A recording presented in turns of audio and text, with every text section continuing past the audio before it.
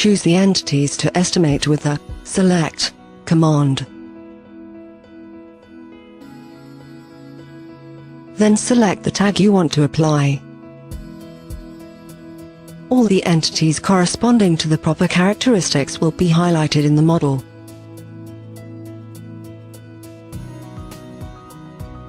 You can now open the #BIM price book to estimate the selected entities.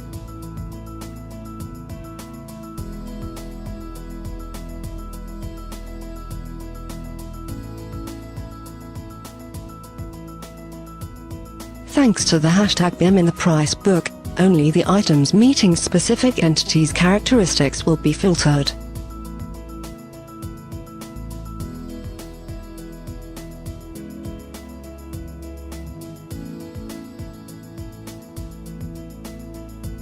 When you determine further characteristics, the entities not meeting these criteria will be cleared from the model.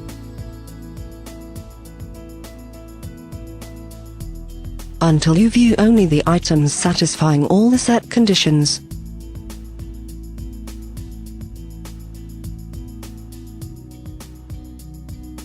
And the specific items to be used for the estimate in the #BIM price book.